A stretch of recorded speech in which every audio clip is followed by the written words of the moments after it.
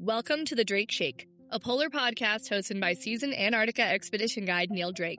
With over 10 seasons guiding and 1,000 days spent on the ice, Neil will be joined by fellow guides and industry experts to share their years of experience and knowledge to help you make the most informed decision when planning your once-in-a-lifetime adventure. From picking the right itinerary to deciding when to go, we will cover it all.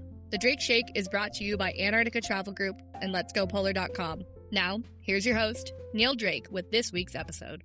Perfect. Okay. Sound good? I feel good. I don't just sound good, Neil. I feel good, man. Happy to be here. It's the most important part. All right, everybody. Welcome to a brand new episode of the Drake Shake podcast. My name is Neil Drake, and I'll be your host. And I am joined by Naomi. Naomi, how are you doing today? I'm doing so well, except for one problem. I just came back from Antarctica a few weeks ago, and I have like the best and worst hangover just because I miss being there. Everything keeps coming back to me. People are always asking me, oh my goodness, how's your trip? And I don't even know how to answer. I think about it all the time, and I will put on record, Neil, please send me back anytime. Anytime you want to go, you can go. I always find it kind of funny because when you get back from your Antarctica trip, no many times you've gone, the hardest part is just having to remind yourself that you need to eat because you're so used to being fed. You're like, wait, why is nobody making me food? We got a great episode today. I'm really excited to introduce our guest, Phil Hunter. Mr. Phil Hunter, how are you doing today? Feeling good, man. Thanks for having me on the Drake Shake. So excited to be a part of this inaugural season. So stoked for you that you put this podcast together. I mean, it's been a long time coming, eh? You guys have been working so hard to get this off the ground, and just happy to be here. Stoked. I will comment on what's the hardest part about coming back from Antarctica. I live in California. SoCal, so a lot of the big flights I take are in and out of LAX. And I'll go down and I'll be south for a season. And then I fly back, I fly into LAX, and then I've got to sit in 3 hours of traffic going home. And I'm like, what am I doing? Let's just do expedition again. You go from driving Zodiacs to driving a car and you're like, this is not the same. It's the worst. You've seen The Incredibles, right? That scene of Mr. Incredible just hunched over in his sedan, barely fitting in. Feel like that after the Antarctic and just sitting in traffic. It's such a scene. Just coming down from the rush of being in Antarctica. We could do a whole episode on that. Let's do it this episode. Why not? We got stuff to do. We got stuff to do. So, Phil, I like to start the shows with a little bit of a cold opener. You get it, a cold opener. Oh, I see. Yeah. Okay. Bring that chill. Yeah, you bet. I'm going to come clean. Phil named the podcast. Wow, we're spilling the beans today. Okay. So, for a little bit of context, Phil is one of my closest friends. He was a groomsman at my wedding. We've worked in Antarctica for, I don't remember how many years. We've done how many voyages together. And when we decided to launch the podcast, I had already had a name in mind because it had stemmed from what I was going to do an Antarctica blog. And I wanted to originally name the podcast The Drake Passage. It made sense, right? Passage, verse. And I was so excited. I called Phil and I was like, Phil, I'm doing it. We're launching a podcast. Like, I'm finally doing it. And you're never going to believe the name. And you were like, The Drake Shake. And I felt so dumb because it was right there in front of me the whole time. And I was stoked on The Drake Passage. So I said to Phil, man, can I use that? Is that okay? And you were just so generous. You were like, that's yours, Neil. You can have that. So, generous. It's your name, man. I mean, it's just, it's only right, and happy to contribute in that small way. Happy to contribute. He's saying, I will hold this over your head for the rest of our friendship. 100%. I'm just playing nice right now because we're in front of all these good people. When we make it big, because right now we're at what? Phil, you're going to be speaking to 1.2 million listeners. Try a solid of 10. Hey. We've 12. Got reach. Okay. We got 12 listeners. One quick story before we jump into the very important topic today. Phil, you have, as the expedition leader, your responsibility is to usually make morning announcements. And yes. And we always describe you as just having one of the most soothing voices in the world. Some passengers record you before they get off the ship so that they can use you as an alarm clock. And I remember it was like first thing in the morning. I just had my coffee. I was opening up the question box and I got this message that said, it's so nice to hear your chocolatey voice every day. And because I'm always on stage, I thought that they were talking to me. And your wife came up to make an announcement right there at the time. And I said, Amanda, look, I got this comment that says that people enjoy listening to my voice. And your wife goes, you know how people are confusing you and Phil all the time? And I was I just took the wind right out of my sails. Yeah. Sorry, Neil. You've got a lot of things going for you, man. But the voice department is something where I have a slight edge. And I think it's just because that I do all these announcements and you got to learn how to talk to the people. You're waking them up, for God's sakes. So, you got to bring them in easy. You got to paint the scene. You got to set the picture. Good morning aboard the MV Expedition. Here we are out in the wilds of Antarctica. We've got clouds in the distance, icebergs surrounding the ship. There are penguins porpoising around the ship right now. We have our landing for the morning in front of us. It's going to be a beautiful day, and we hope to see you out on deck. Have a wonderful breakfast, and we'll see you on shore and in the Zodiacs for your expedition in Antarctica. Wrap it up. That's a wrap. That's all you need. That's all you need. Everybody who's ever been on an expedition with you, they're going to have so much nostalgia. They're going to be so happy to have just heard you do that. Okay, one last funny story before we really get into this episode. When we're down in Antarctica, we're down there for 100 days at a time, 120 days at a time. Some people a little shorter, some people a little longer. And we always trying to find ways to keep ourselves entertained. And one of our favorite games to play is every morning we slip Phil a piece of paper with a random word on it. And his challenge is to sneak that word into his morning announcement. And we've had words velociraptor, geriatric, kaleidoscope, trampoline. and Phil's a good sport about it. He's so good at it too. All right, enough bantering around. We got to get into this episode. So today we're going to talk about one of the most commonly asked questions that we get, which is, when is the best time to visit Antarctica? I feel like that's one of the top questions that we get all the time. And it is such a loaded question because there's a lot of context to that answer. And it's, as we always talk about on this podcast, nothing can be answered in one sentence. It's always, it depends, right? Yeah, it depends. That's the answer for everything in expedition. Those of you guys that have been on an expedition know that it depends is huge. As expedition leaders, we always kind of deal in this like ephemeral zone of, it depends on the weather. It depends on the conditions that we see on shore. It depends on the wildlife. And this isn't different. Everything about expedition is, it depends. But I will answer this question in one sentence and say that there isn't a bad time to go. It's just different. I was going to say, for anybody who's tuning into this podcast, hoping to hear that there is a best time to go, you can just turn this podcast off, because we're not going to tell you when the best time of the season to go is. What we are going to do is share our collective knowledge of 20 years combined experience between Phil and I, probably collectively over 2,000 days in Antarctica throughout every time of the season. We're going to break things down 1 month at a time, and we're going to help you understand what the differences are. And then you'll be able to make a more informed decision based on what's important to you. Phil, you have been guiding in Antarctica for how long? Since 2014. And you've been an expedition leader. You lead these trips, and you've worked every month of the season multiple times. Yeah. Oh yeah. You bet. And that's part of the job. And I had a gig where I was working the second half of the season for a long time. I would always come down for my first couple of years working in the industry. I'd always be down from, say, January to March. And that's just how the staffing worked on the ship. I was working as a kayak guide back then. And I was always hearing about the beginning of the season and always wondering about what that was like. And I'd say my third year, I got my first contract in October, November, December. And it was so different. And it was so cool. Just because you get to see this different aspect of this place you really love. There's so many changes. The animals are at different stages. The environment looks different. And it was the same place, but it had all these different qualities to it. And it's just, it's magic. Either way, you can go beginning of the season, middle of the season, end of the season, and it's different. Every trip is unique. Before we get started into breaking them down, when exactly is the Antarctic season? So it changes with different operators. Some operators go really truly early, and they launch their ship beginning of October, and sometimes that's like a South Georgia trip where you get to go see snow on the ground in South Georgia, which is super special. But then you go into the main season is early November to mid-March, I'd say.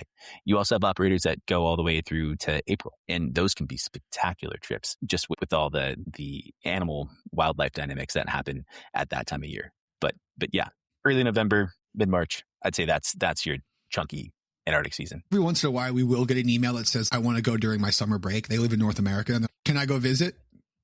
That was No. me. You just called me out. That was one of my first mistakes where I was like, oh yeah, I'll just go in June or July and it'll be perfect because everyone's off and it'll be nice and easy to travel. And then I was like, oh no, it's actually impossible. There are no expeditions that go out during that time of year. In Antarctica, anyway. Exactly. The Arctic's a different scene.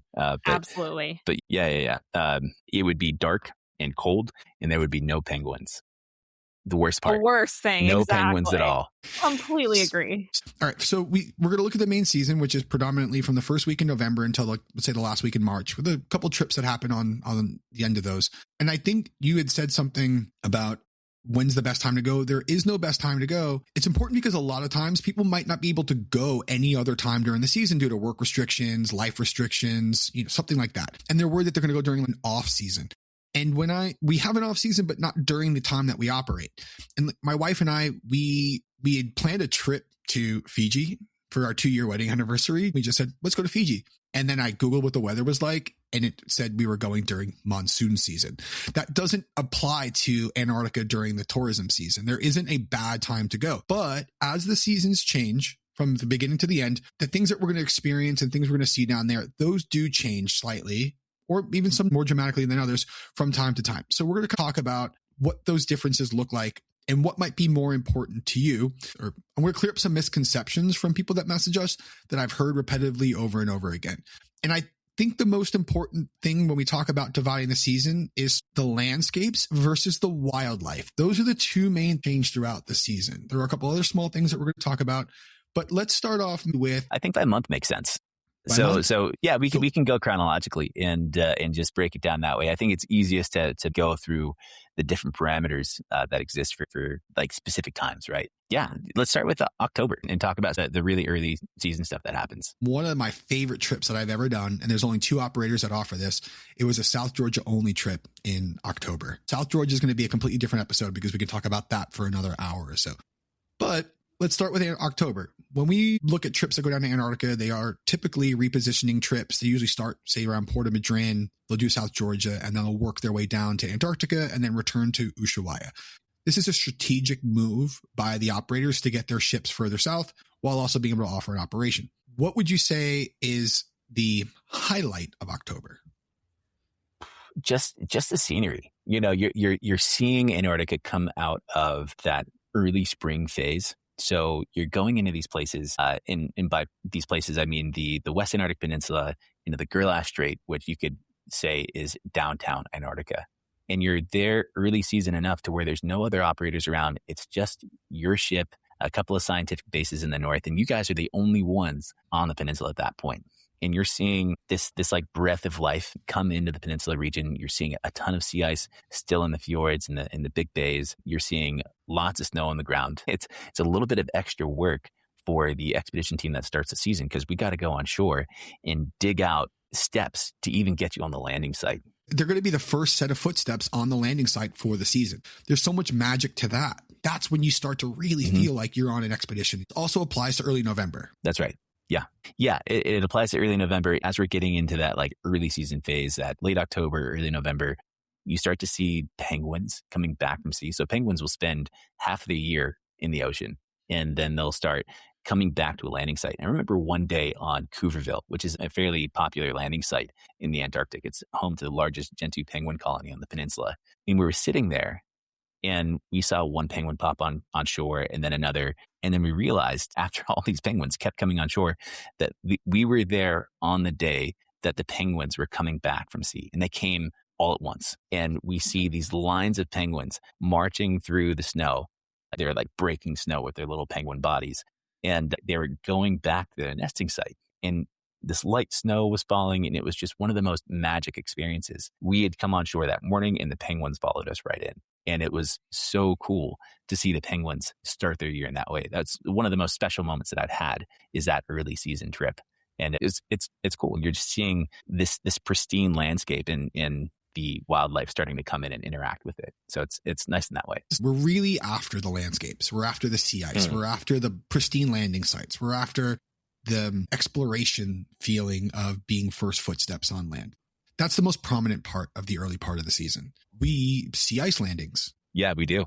And that's another thing. When you're on the peninsula, during the majority of the year, there's no sea ice left. The sea ice is out of the bays and it's melted away. You can find it further south or around the corner in the Weddell Sea, but you typically won't see it there. But in the early season, you can rock up to Wilhelmina Bay or Charlotte Bay, and the ship can get right into the ice, and you can put down Zodiacs and sometimes step on the sea ice. Operational considerations, weather, all of that stuff, it depends, right? But that's where you see the most success if that's something that you would be interested in doing. There's a couple photos of sea ice landings that go viral in our Facebook group, and I've seen them online before, and people are saying, oh, I want to be able to do that. And you realize that they're going in February and they can't. You just can't do it. Yeah, I just had a group ask for that on a late season trip, and it's just like, well, good luck. Gotta come back another trip. Yeah, totally. Another important part of the early season considerations is the activities, snowshoeing, camping. Those activities predominantly take place in the early parts of the season because we have way more snow to work with. Once those snow goes through its first few melts, it makes it extremely challenging to try and do camping or snowshoeing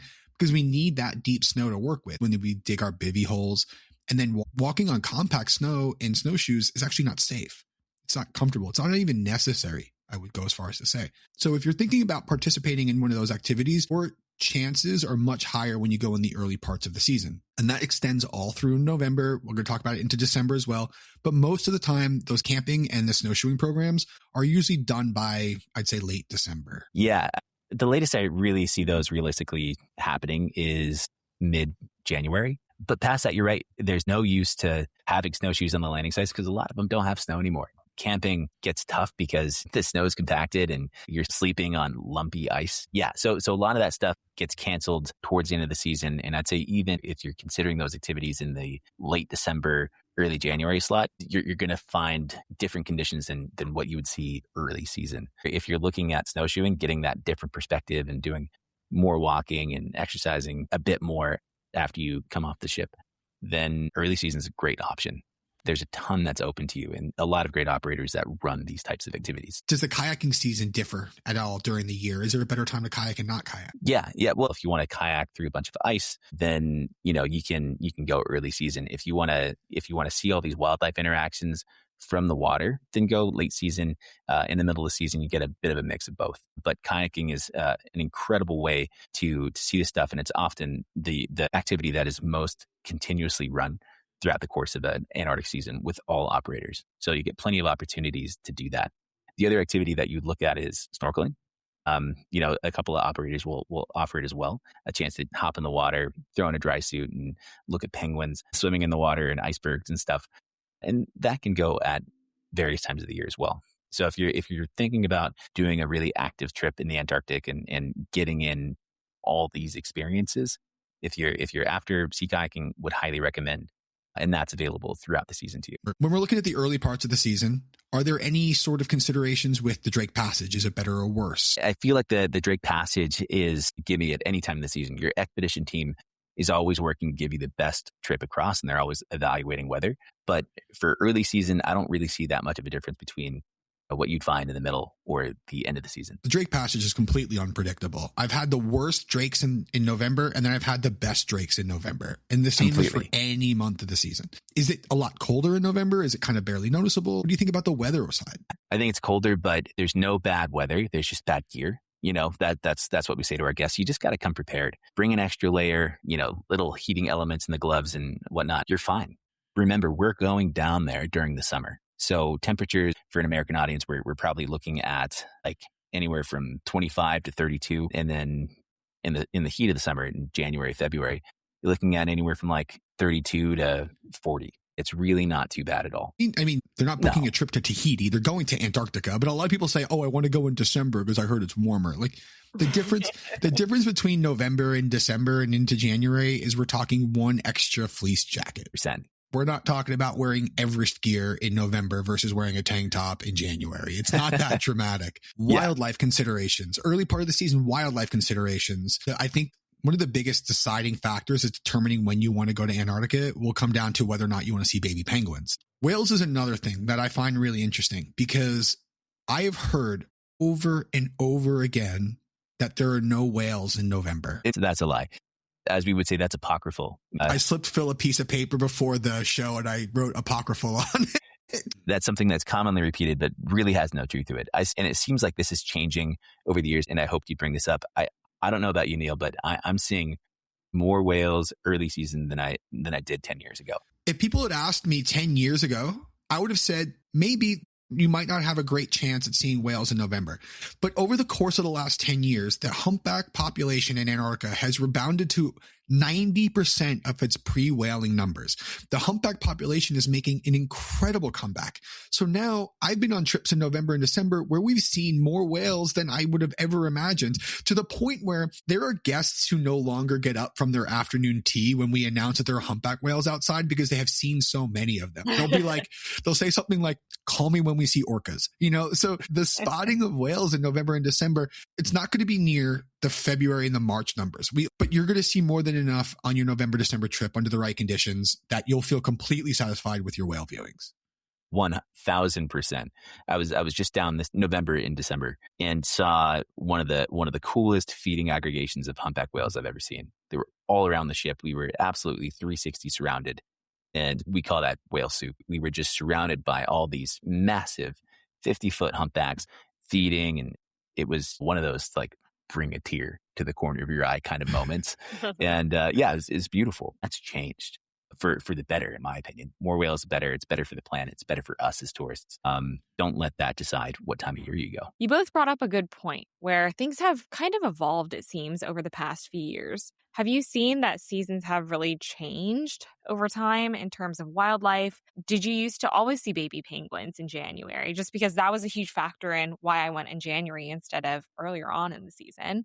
And that was the resounding information to go in January, in the middle of the summer. So you're able to witness all the babies waddling around. Yeah, that's a good question. We have seen baby penguins in January, and that's because the penguins come on shore at a certain time of year. They get their breeding done at a certain time of year. They lay their eggs at a certain time of year. They have a certain incubation rate for Gen2s, 34 days. So when they lay their egg, 34 days later, hopefully you see a chick coming out underneath mama and papa. So yeah, I would say Christmas time is when you see eggs hatching and you start to see more of these baby penguins poking their little heads out and getting fed by their parents in mid-January. I would expect that to stay consistent because these penguins have evolved to act in that way. I will throw a little asterisk on that because we do get baby penguins in the South Shetland Islands a little bit earlier than the peninsula, but not every trip is guaranteed to go to the South Shetland Islands. If you go in January, you can expect to see baby penguins. And there's different stages of those, and we'll go through those in just a moment. So back to the early parts of the season, we've kind of covered the wildlife, but we could actually talk about the penguins because you're not going to get baby penguins in November or December. But I think the courting behavior of the penguins is just as incredible. I would say the baby penguin making rituals. You get to see the eggs. We get to see the passing of the eggs. We get to see the behavior of making eggs, the dances and the bowing. But what do you mean by the behavior of making eggs, Neil? Could you be more specific, please? So one of my favorite lectures is the breeding process. When penguinologists and Scientologists go and they try to identify penguins, male versus females, there's no physical characteristic that separates a male from a female. And when they want to count how many females there are in a colony, they look for the muddy footprints on the back. That's how you can tell if it's a female or not. So that's the baby making process. Penguin romance is incredibly awkward. You have these two awkward animals that just try to make it happen, and they do. To their credit, they're incredibly successful as a species. But it is a treat to watch. It's very funny. And that early part of the season, you might not get the baby penguins, but you're going to get these courtship rituals, like you said, a delight to watch. Yeah, so they're very compelling for sure. But I have seen people feel really bad about recording it. They felt kind of like, I don't know how I felt about recording that. So it's a very private moment for these animals. So early part of the season was another consideration. Circle crossing trips in the early part of the season. We can't do them because there's too much sea ice. So if you're looking to cross the circle, you're going to have to pick a trip that's going to be February or March. There are some trips that will do a December crossing. There are very few of them because it's not practical.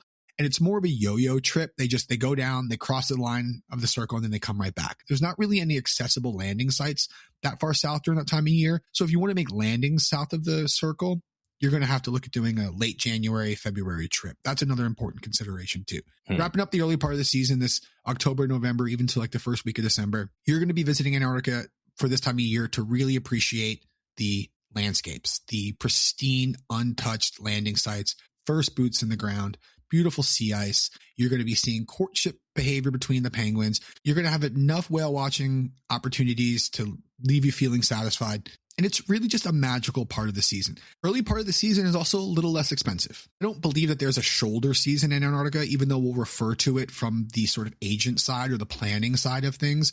It's a little less expensive to do it in the early parts of the season and the late parts of the season.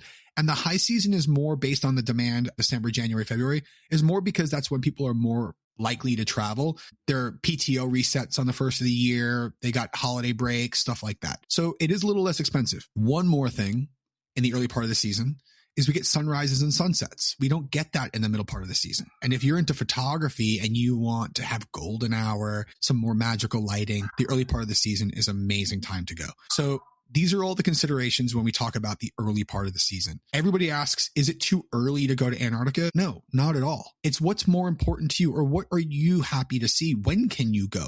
As we start sliding into December and January, the whale numbers do become increasingly more abundant. We start to get the 24-hour sun. More landing sites open up because we do have to deal with ice in the early parts of the season.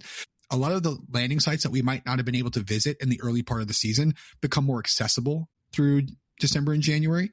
We already mentioned we start to see our first penguin chicks. Yeah. What are some other things that we consider when we look about sort of this middle part of the season? Let's say mid-December going into like the last week of January. What are some of the other differences we start to see? Well, in that time, you have to remember that you're celebrating holidays, right? So the onboard experience is often quite cool because you get all these people traveling down and celebrating Christmas and New Year's together. There's a lot of these trips that try to straddle both dates. So really big celebratory experience. And I've seen that be a really unique, special process for people and their families. In terms of being down in the Antarctic, you start getting a lot of blue sky days around that time of year. So you're in the ice and you're traveling around and you have blue sky and icebergs on your Zodiac cruise. And there's probably a bit more sunshine that starts queuing up at this time of year. You know, you can go down in January and have all cloudy days, which is also pretty special because you get to see the really blue color of the ice.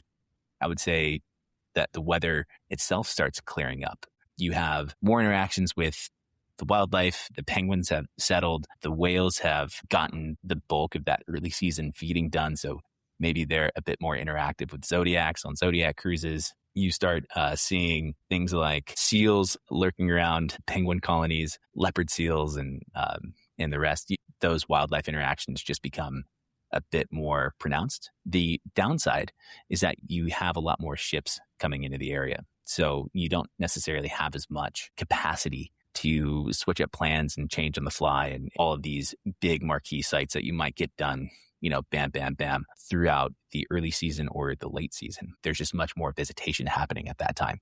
If you're into the wilderness dynamic, that wilderness experience, that is not happening as much as we're in the middle of the season. When you talked about getting more blue skies, I had this memory of my best friend growing up, Maddie B. Maddie B came with me on a January trip, and we had 5 days of perfectly blue skies without a single cloud in the sky the entire time. And when the trip was over, he was like, oh my God, we were so lucky. We were so fortunate to have that kind of weather. And I said, yeah, but you didn't really get to see the real Antarctica. Yeah. It's true, because you see it on a nice day, but you're not seeing the forces that make the place, you know, when you're out there. And we do get weather that blows in. You know, you're on the peninsula, a big storm comes in from the Drake Passage, and you get sometimes 60, 70 knots of wind. I mean, those are hurricane force winds. And your ship is like well equipped to sustain that. But you might spend a morning or an afternoon on the ship just watching this happen and seeing the forces that have carved out this incredible region of the planet. You can see it all happening. You can see why this place is so special, why it's so powerful. You can understand these stories of exploration and what these guys on wooden ships and, you know, oilskin coats had to deal with as they were coming down and exploring these regions for the first time. And you can get a true appreciation for the place, the environment, the people that came down first to explore it and chart all of the waters that we're sailing in currently. And it's special. It's really special because you're not going to get this impression anywhere else in the world.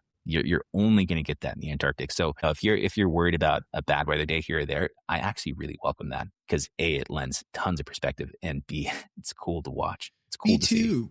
People think that if they get their landing canceled or they get a day canceled, it's not uncommon for it to happen. I love it because they get to really see why we visit this place. It's really special. And we could dedicate a whole episode to talking about canceled landings. Naomi, you just got back from a January trip. I sure did. And it was beautiful. But here's the thing. Everyone warned me. They're like, oh, you're going to have the best trip. There's going to be no other issues because it's summer. There was a Drake Shake coming back, right? We still had some canceled landings because it just isn't predictable until you get there. To a degree, you can plan based off of certain months. But I feel like, at least for Antarctica, the weather has to be kind of taken out of the equation with that. How were your wildlife experience? Did you see a lot of whales? Obviously, you said you saw some baby penguins, seals. Like, how was all of your wildlife viewing in this most recent trip that you just did in January? It was absolutely unreal. We were told that, yeah, actually whales come out, later on in the season. That's at least what the passengers were saying. And the expedition leaders were like, actually, no. We've been having a lot of whale watching going on, and it's really just up to your zodiac cruising, right? So there was actually a day where we were supposed to do a landing, but while we were heading there, we just had maybe like 10 whales around us just swarming around the zodiacs. And everyone was just like, all right, change of plans.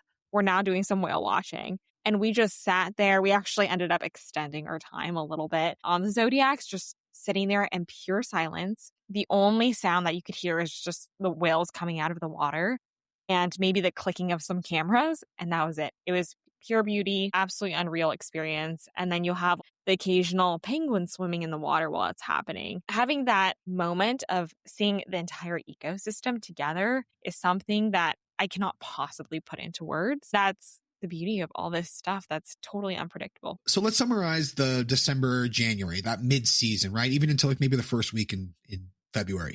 Wildlife is starting to become a little more active, more whales, a little more engaged. We now have the 24-hour sun, which is really cool. I think people will really enjoy that, especially if you're into whale watching, because now you can be out on decks all night long. We do have holidays on board, which I agree 100%. The holidays on board are very festive. I think people have a lot of fun on there. New Year's on the ship is always a good time. You're likely to have some sort of a party, a ball dropping, a countdown ceremony. There's usually a champagne toast. New Year's is a lot of fun to be on board. We do have to consider that accommodations and flights around this time of the year are going to be more expensive. You might have a harder time finding like rewards flights when you're booking with points. You might not get lay flats if you want to do an international flight. You might not be able to get away from your families during this time of year. So there are some drawbacks. This is the time of year that people kind of refer to as the high season. And that's more based on the number of people who are visiting this time of year versus the highlights that it offers. It's just a different time of year. And anything else, Phil, about this time of year that you think we need to sort of cover? No, I think what you said is really important. It's not high season because Antarctica is any better at this time of year. It's the high season because you have a lot of operators here at this time of the year. And that's more a function of where these ships are going throughout the rest of the year than it is the quality of the expedition you're going to get in December, January, early Feb. It's fantastic. Don't get me wrong, but it is the high season from a visitation perspective and not the quality that you're going to get as you're on board. We're going to do a whole episode on booking early bird versus booking last minute. This will be the hardest time of year to find a really good last minute deal because there's so many more people visiting this time of year. So if you're very budget conscious and maybe you're looking for a last minute deal opportunity, you want to start maybe planning around the early or the late parts of the season. We start looking at some of the other activities. Like we mentioned the activities already. You're going to start seeing less camping opportunities. The ships might not be offering it. And on top of that, even if they are offering it, you're going to run into the possibility of those spaces being taken up before you even get your booking in because there's only a limited number of spots available for camping, kayaking, snowshoeing.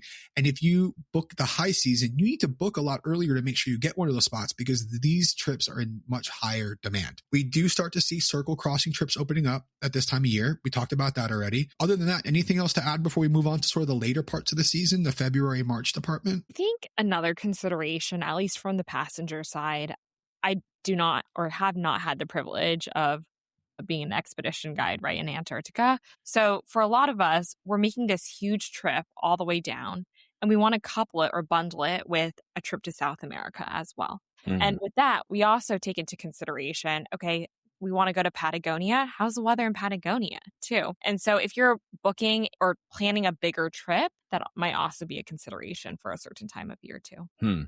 Yeah, that's a whole nother topic, and I'd leave it to the expert, the Patagonia resident here on the podcast, to help explain Patagonian weather. But you're right. If you're making this journey all the way to the Antarctic, why not extend it a bit?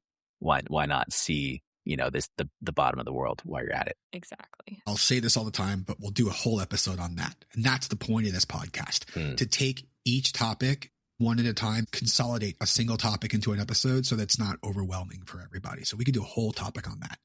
So now we're through November, December, and January. We're going to start looking into February and the March side of things. Where do we start seeing some differences in these February parts, right? Look at the baby penguins, the stages of the baby penguins. If you really want to see a baby penguin, you want to see them in their cute little fluffy meatball stage, that's a early mid-January kind of thing. When you start working your way into early February, the chicks have now left their nests.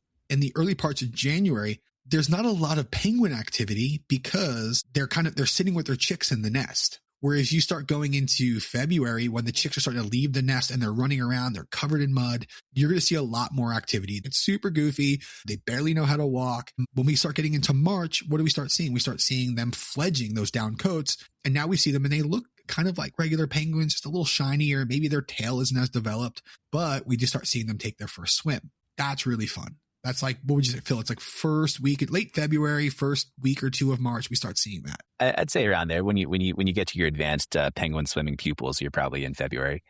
But the late bloomers are probably back into March and stuff. Yeah, there's a whole kind of micro scene around that too. That's quite cool, and we can get into that now, or we can wait till we get to March because there's a lot to talk about there. Once we start seeing these penguins take their first swim, what else comes along with it? Say it. Say the thing. You know what I'm talking about. Say the thing. The lurking, massive, insidious leopard seal. Now, here's the thing. Leopard seals are the predatory seal that we all kind of think of when we're down there. All seals are predators, really, but leopard seals will eat penguins at this stage of the year. So they'll sneak up, they'll snag a penguin, especially these chicks that really don't know how to swim, and then they'll eat them. It's a big display, and it's something that you really have to be ready to see, just kind of like in a mental preparation sense. But I feel like we do warn people when they book. I don't want to say warn because it's not like you see it all the time. It happens, but we will start to talk when we talk to people in emails or on the phone about what the differences are. We will bring up the fact that you will likely, or there's a chance that you will see a baby penguin getting eaten by a leopard seal. You've experienced this because I have experienced this, is that when you're on the Zodiac and you see the baby penguin being hunted by the leopard seal, the majority of the Zodiac is saying something along the lines of like, no, we don't want to see this. We don't want to see this. And then it happens and they're like, that was awesome. They're like, get another one. So it's totally. The lion and the gazelle. It's part of it, right? Yeah. So yeah. Leopard seal hunting, leopard seal activity. This is a lot more common in March. And this is something that people should be prepared to see. And it's not as horrific as it is. It is quite awesome. The whales, we're going to start seeing the whales, not necessarily more whales this time of year. I think, and do you agree that they're just way more engaged? They're way more curious about the Zodiacs. They're a bit more interactive. They're engaged with us, right? They're engaged throughout the season. They're down there with the mission. They want to go eat as much krill as possible to get as fat as possible so they can go up and do their breeding up north.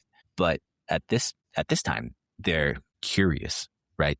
They see your watercraft, your kayak, your Zodiac, even hear about snorkelers being approached by whales. And it's one of these things where you don't recognize how massive this being is until it's right next to you, until you're being drenched by the spit coming from a whale blow, and you can smell how bad whales not. You haven't actually lived. Smells. You haven't lived until you've been spat on by a whale. Christened, you might say. But they are that way. They will come out and check out Zodiacs. They'll swim around you. They'll go real slow. It's great opportunity to stick a GoPro in the water and just get some footage underneath your Zodiac. And it can be really exciting. One of the other myths that I hear a lot is that you only see large icebergs in the early parts of the season. Myth. Absolutely. You see large icebergs at every part of the season. The truth about icebergs is that they last for years. There are icebergs that are older than I am. You know, they circle around the Antarctic continent. They get caught up in this big current, and they'll break apart over time.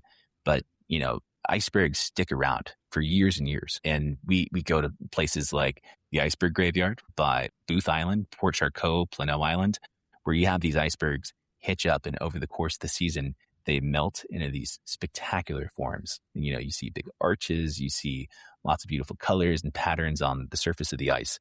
And that lasts throughout the year. You're not going to see as much sea ice, maybe, but you will see icebergs. You'll see plenty of them.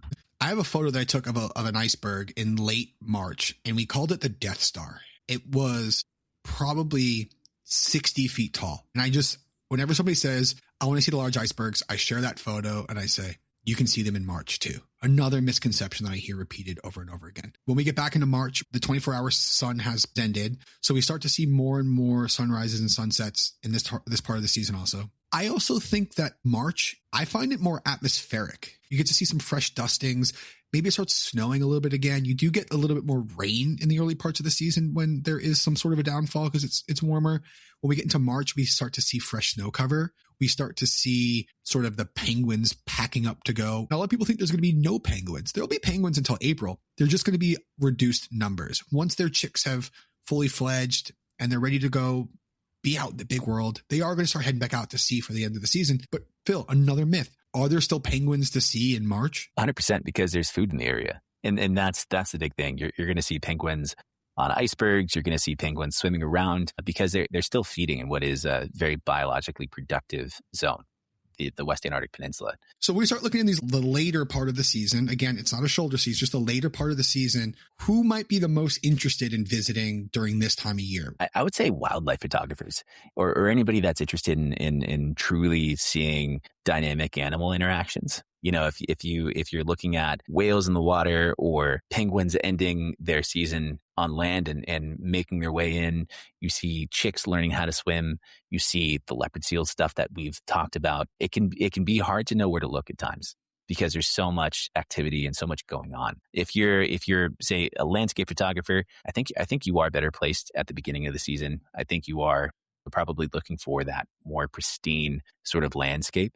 But if you are interested in being there and being in it and being in a kind of this hive of activity, you're going to want to gravitate towards the end of the season because that's when you have more stuff going on. The weather. How's the weather change when we start going back into the late part of the season? See it more like November? I would say it's you do have a little more energy in the atmosphere. You are seeing probably more frequent storms come through. So I'm not saying that's going to affect your experience.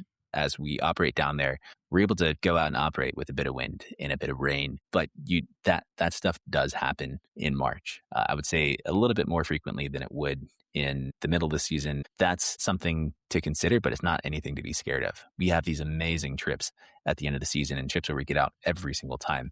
We're just operating in that sort of condition. When we look at photography, it's spectacular. And I think it's spectacular any time of year that you go. But if you're focused on wildlife, these are the trips that you really want to go on. You do get that quality of light that often lends itself well to having a fantastic background or you know, a little bit in addition to having this wonderful penguin or seal or whale subject. I would say weather's a little bit worse, not much, and you have that photography that is excellent for wildlife. Would you say the weather's a little bit worse or just a little bit different? I just want to. No, you're right. You're right. So the weather is a little different, but you have this wildlife that is so incredible and so compelling. And, you know, you have all of these fantastic subjects walking around. Like I said, you hardly know where to look sometimes because you have these beautiful views and you have so much going on around you. So late season can be just the best trip. And I think that surprises a lot of people, you know, especially staff. I mean, these preconceptions or misconceptions don't exist only amongst the guests. They exist amongst staff too. And I talk to staff after a trip in the late season, and they're surprised. And they say, well, I didn't expect it to be like that. We had such a good trip and it's March and it's the end of the year. But I mean, you can still have awesome expeditions. And I think that takes a lot of people by surprise. If you remember during the COVID season, I wasn't supposed to work late in the season anymore. I was supposed to just be guiding until about January. But because of Omicron, we had a lot of guides who were getting stuck in Buenos Aires because they were testing positive for COVID when we had to test to enter into Argentina. So I was on the ship and they needed me to stick around. And I ended up doing the entire season. Same thing with you. I don't think you were meant to be as the EL that late into the season, but we ended up having so much fun on those late February, March trips. But there's also this whole dynamic at the end of the season where the guides are family. They've been working together all season. They've got everything dialed. It's a well-oiled machine. You start to see the operation running as smooth as it'll ever run because everybody's got it figured out by now. I think that the late part of the season offers a lot of benefits that people tend to be a little more hesitant about booking this time of year. And if I was on a budget, if I was really into wildlife, I would absolutely look at February and March deals. If I was hunting last minute deals, I would start looking at February and March. You're going to get the best bang for your buck. And if you're worried about the weather, just talk to who you book through. They'll help you be prepared for that. We're going to do an entire episode on packing. We're going to do a whole episode on weather. So I think summing this all up, we don't have a best time of year. It's something that people ask, and I hope that this episode will clear up that there is no better time of the year to go. There's just a time that suits you the best. And if you are only limited to going on an expedition during a certain time of year because of work or family commitments or budget constraints, don't ever feel like you're missing out on something, because what you might be missing out on, you're going to be getting something more beneficial than you would if you had went that time of year. It's always going to be different, but it's always going to be magical. Yeah. And Neil, I'd agree with that. Don't box yourself in by thinking about weather and what you're going to get at one point or another. I think you just need to decide on your interests. You need to understand how your own schedule plays with the overall Antarctic season. What's important to you in terms of your own personal interests, and then just go with that, because you're not going to have a bad trip in November. You're not going to have a bad trip in March. You're still going to Antarctica. You're still going to one of the most incredible places on the planet. And you're gonna get down there, and your first time you see Antarctica, you're just gonna go, wow. Your jaw is gonna drop. You're gonna marvel at all the things that are going on there, and you're still gonna get the impression of going to one of the last frontiers on our Earth. And it's that's it. Underline. Period. There's not a bad trip out there. That summarizes the whole episode perfectly. I don't even need to say anything else anymore. You cursed it, Phil. This is why you are the perfect guest for this episode. I'm touched. Thanks, Neil. I have a feeling that's going to be one of the most listened to episodes that we've ever filmed, because this is the most common question that people get when they're looking at planning their trip to Antarctica. And as we've said, there is no right answer. It's just what's important to you. One thing that I would suggest is you could join our Facebook group, the Antarctica Travel Group, make a post and just say, I'm really interested in going in January or February. See what people say that their experience was like.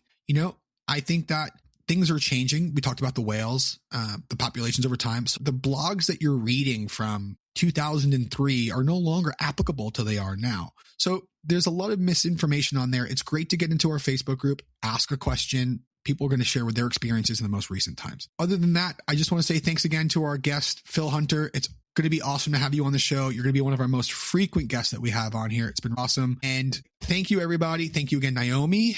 Naomi, did you have a good time? I had the best time, and I feel like I learned so much from Phil. Naomi, based on what we talked about today, when you go to Antarctica again for a second time, and then a third time, and the fourth time, when do you think that you might want to visit for the next time? I can't say every single month, Neil. We're going to go, when would you like your next trip to be? I want to do an early season one now. You guys painted this beautiful picture of what the landscapes would look like, especially in South Georgia. I would love to see it earlier on, maybe in October, but that's a hint for you, Neil. Fair enough. All right, Naomi, thank you so much for another episode. Anything else you want to say to the listeners? I just have to say, be sure to subscribe. Be sure to drop us questions at info@thedrakeshake.com. We answer them pretty much live on the show every single week. So we really want your participation, and who knows, Neil might even talk about it for a full entire hour. Thank you again for everybody for tuning in. We'll see you in the next episode. My name is Neil Drake, and that was The Shake. Boom goes the dynamite. Let's go. If you found today's episode helpful, don't forget to subscribe. Every week, we discuss a new topic in depth. And if you have any questions, feedback, or just want to say hey, feel free to drop us a line at info@thedrakeshake.com. Thanks again for tuning in, and we will see you in the next episode.